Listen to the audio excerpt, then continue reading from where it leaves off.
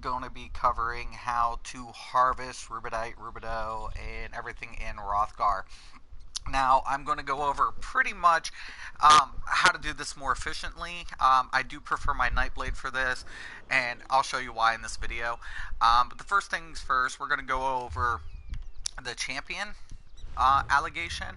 Now, it's very important that we have 75 points in the lover tree. The reason being is because we get Master Gatherer. Master Gatherer reduces the times by 50%. So instead of hitting the node twice, we're actually hitting it once. So it's a one hit and go. As far as the build goes, we're going to go ahead and go to skills. Now, when it comes to gear, I much prefer, regen gear because we're going to be doing this pretty fast, so we don't want to run out of magicka, especially as a Nightblade, because we will be using stealth quite a bit. Stamina, you're going to have a little bit more problems with this layout because you're using magicka to use your cloak, and unfortunately it works a lot better with the magicka Nightblades. So just a heads up there, it can be done, just not as fast. Okay, so we're going to go ahead and go to skills. Now, I am using my dual wield on this one, but we're running a 5 seducers, 4 Julianas, so we switch it up just a little bit. When it comes to the loadout here, we're going to go down to Shadow. First thing we want to put on our bar is Shadowy Disguise. This will prevent us from being detected by the mobs as we're weaving in and out to hit these nodes. So we're going to go ahead and put that on the bar. Concealed Weapon. And now this is a really nice aspect to this because while it's slotted, it increases my movement speed by 25%. Now, another thing I like to put on this bar is Refreshing Path. Just to kind of, get in and out. Or if you want a little bit of a damage, we can go with the Funnel Health or Cripple. Crippling's okay, just if you get a mob, you can go ahead and cripple it. Another important aspect to this build, once again, if you don't PvP, I do encourage you to PvP because this is amazing because it will stack, and that's Charging Maneuver. And we're going to go ahead and slot that in the bar. And another important aspect to this build is in Vampire, go up here, is Devouring Swarm. Now, we're not really concerned with Devouring Swarm per se, but what it does is it actually gives us a regen boost by 10%.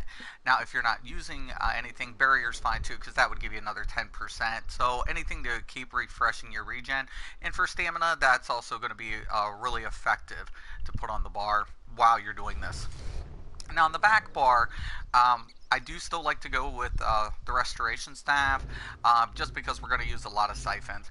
We're going to switch this up quite a bit. We're just going to have the ward on, just to give us a little bubble. And we're going to pretty much just go all siphon base. And we're going to go ahead and put that there. And since I didn't put a Refreshing Path on the other one, we'll go ahead and put a Refreshing Path on this bar. And on this, I do prefer my Meteor, or Shooting Star in this case. Just so if I build it up, I can drop it if I get in a pinch, but most of the time I'm not really needing it for this intents and purposes. Yeah, that looks good. Okay, so we're ready to go. So we're going to go ahead and switch out. Now, first thing I want to do is I'm going to hit the speed, and I am basically off in the running. Now, as you can see, I am actually getting that speed boost while I'm refreshing the cloak. And let's hope I can find a node here. There's one. Now, a lot of people like to go on their mounts, preferably. I don't. There's a potency rune, but I'm not really concerned with that today.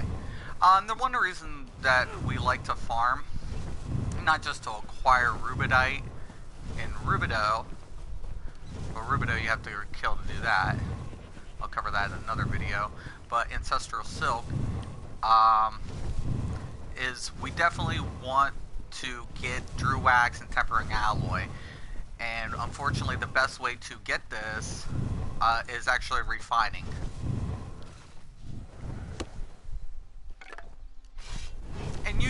I can get. I'm gonna go ahead and get that blessed soul. Now, Keen Eye is very important, especially at night. A lot of people don't like to take it, but when I'm doing harvesting on a night setting, it does come in handy. Whether or not you want to put 3 points into it or 1, that's debatable. Now we got a little, when you hear that sound, you know you just got aggro. But we'll just go ahead and drop stealth, and it'll keep us going. A lot of other classes kind of suffer for this aspect.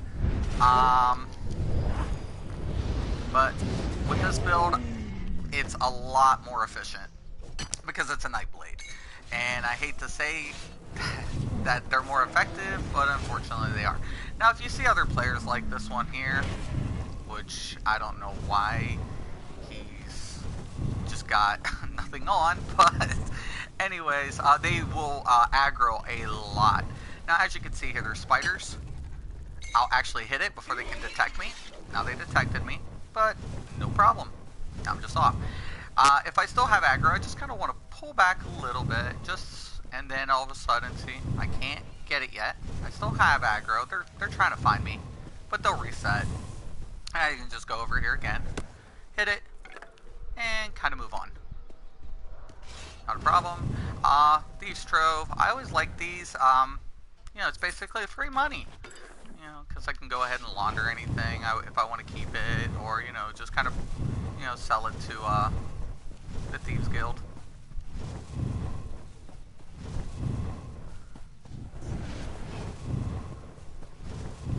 And like I said, I don't mount. Now I'm starting to build up my alchemy, because in the next DLC they're introducing poison to weapons. This is really going to be a game changer in a lot of aspects, because I'm not on the PTS, the public test server. Once again, I'm console based. We don't really have a PTS. PC players do have that, but I do imagine that the poisons will stack. So if you're taking poison based abilities and you're going to coat your weapons with poison, the ability is going to stack and it's going to make it a lot more effective. Now in PvP, now once again, he's kind of harvesting. I don't really want to go ahead and jump in front of him. I don't believe in that. You know, I kind of believe in fair gameplay. Now if you go ahead and you bottom out, he's going over there. We'll come up this way. If you bottom out of Magicka, that's fine. You know, that Bats is going to help you. And you can kind of just get in a little area here, and as you're hitting the node, you'll regen a little bit. Seducers really does help out with that. Now, if you have DPS and you run Julianus Magnus, Magnus has a regen, Kaggers does too. And it's not as effective, but by any means, it's definitely not detrimental. If you're running complete spell power stack with little to no regen, then I suggest you get a regen set just for this purpose. It really does make a difference in every aspect of the game. I don't ever try to go without a regen set in anything I do. Regen is just that important. Unfortunately, console players can't parse, and that's a problem. Now, PC players can use the meters, and for the console players that are watching this, if you don't know what a parsing is, it's using a meter to calculate your average DPS.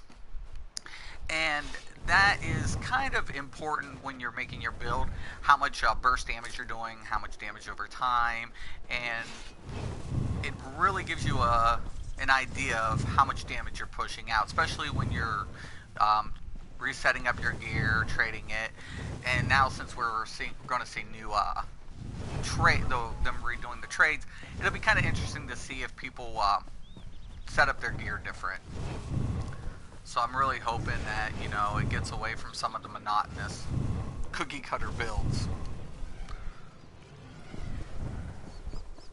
And like I said, this is pretty easy. It's not very, you know, hard. I like to do everything by foot so I don't miss anything. I can cover my tracks pretty well. And when you're on a mount, sometimes unless you have Keen Eye, you're not catching all these little details. And Hrothgar is a really nice place to go ahead and farm. just beautiful scenery. Devs do a really good job here.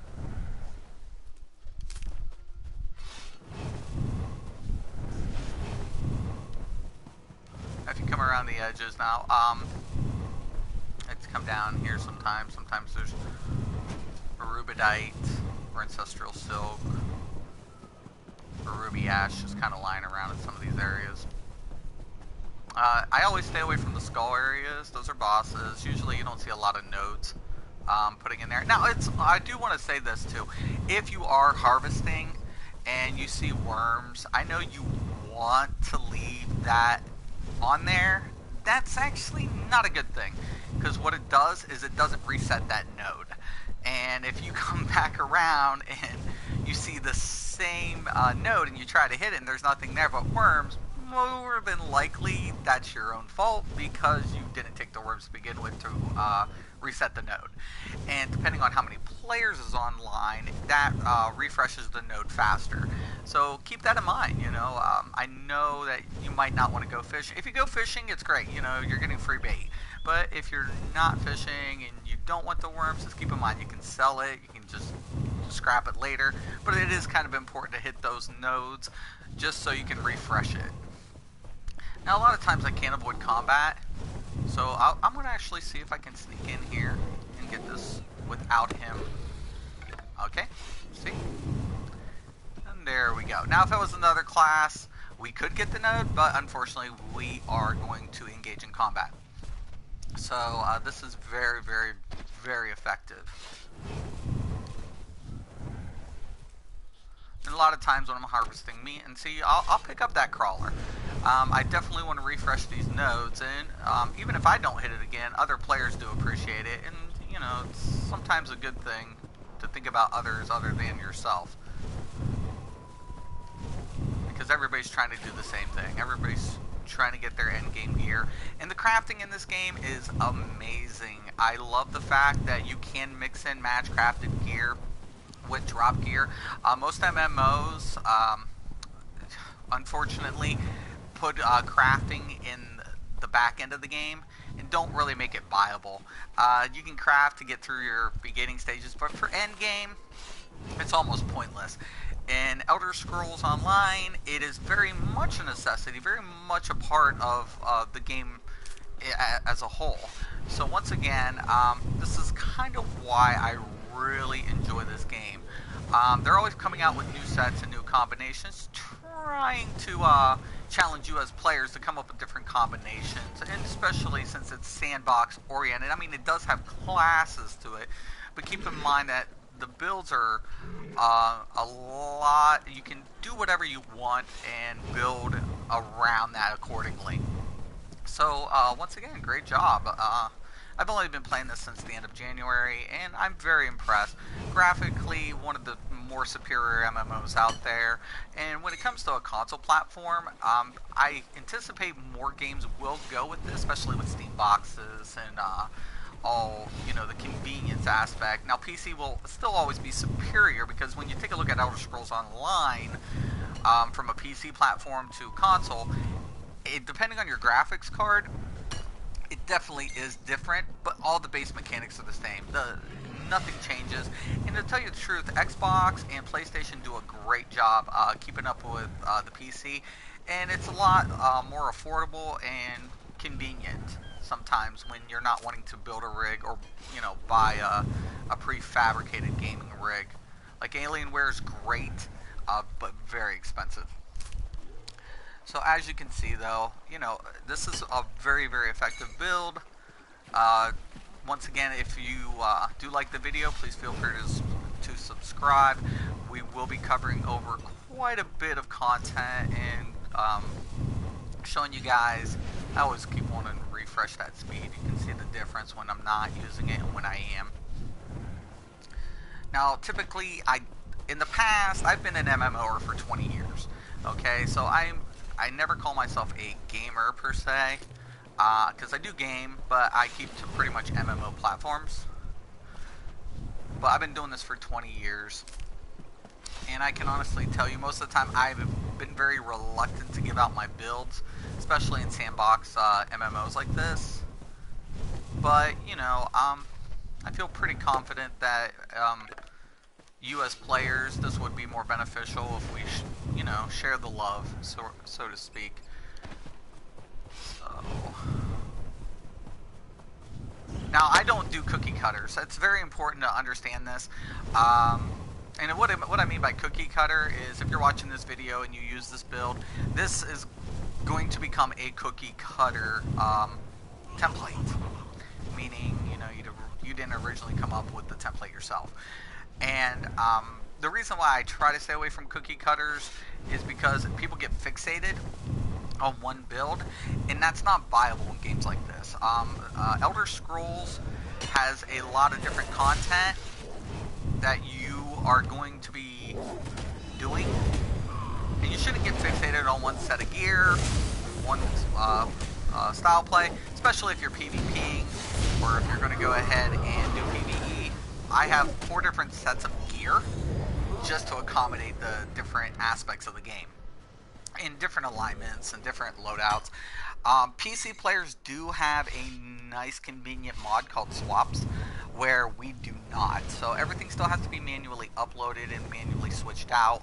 But PC players can go ahead and mod that, hit one button as long as they're not in combat, and pretty much switch it out. But keep in mind, if you're using any cookie cutter build, please do not get caught up using a PvP build in a PvE. That's not good.